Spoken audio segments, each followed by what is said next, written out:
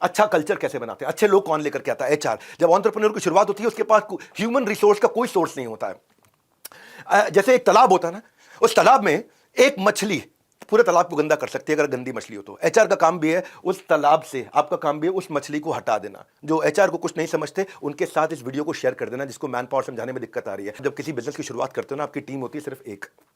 आप ही सेल्स करोगे, आप ही मार्केटिंग करोगे, आप ही क्लाइंट से बात करोगे, आप ही प्रोडक्शन हो, आप ही टेक्नोलॉजी हो, आप ही एचआर हो, आप ही फाइनेंस हो, यहां तक कि झाड़ू पोछा भी आप खुद लगाओगे। मैंने भी ऐसे ही किया था। पीयूष बंसल जो है लेंस कार्ट वाले, सिंगापुर में, जब कहते हैं हमारे पास कोई नहीं था, हमारे को स्टोर की सफाई खुद ही करनी पड़ती थी, खुद ही झाड़ू पोछा लगाना पड़ता था।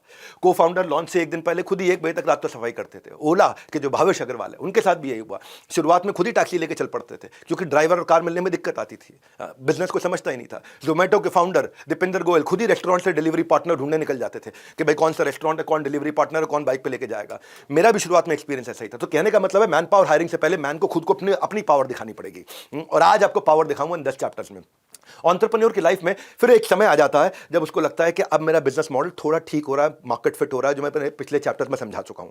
अब आता है टाइम कि मैं मैन पावर हायर करना शुरू करूं। मैन पावर हायर करते वक्त, मैन पावर चाय में ना शक्कर की तरह होती है। शक्कर बिल्कुल ना हो तो सब कुछ फीका, और ज्यादा हो जाए तो हर घूंट पे खटकती है। अगर आप भी किसी ऐसे को जानते हो जिसका स्मॉल स्केल सेटअप है तो उसको ये वीडियो जरूर दिखाइएगा ताकि वो भी सही स्वाद बना सके।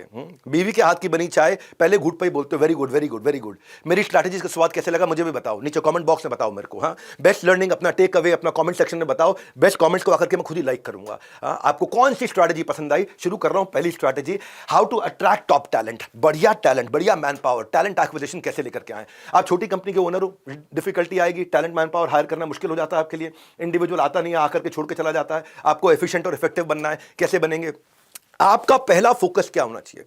पहला फोकस होना चाहिए कैंडिडेट को। जब आप अपनी कंपनी दिखा रहे हो, यानी कि अपना जॉब अपॉर्चुनिटी बेच रहे हो, उसको समझा रहे हो, जो कि आपको उन चीज पे फोकस करना है जो बड़ी कंपनी उसको नहीं दे सकती। बड़ी कंपनी क्या नहीं दे सकती? अपॉर्चुनिटी, सीधा चेयरमैन के साथ काम करने की अपॉर्चुनिटी नहीं दे सकती बड़ी कंपनी। वो समझाओ, उसको समझाओ। Out of turn promotion, rapid growth, ये बड़ी कंपनी नहीं दे सकती है। वो साल में एक बार देंगी और सिस्टम से देंगी। 4-4, 5-5 साल के बाद प्रमोशन होगी। यहाँ पे हो सकता है साल में 2 बार प्रमोशन हो, वहाँ 5 साल में 1 बार प्रमोशन हो, तो आप 10 टाइम्स बेटर हो गए। यहाँ पे रैपिड ग्रोथ है।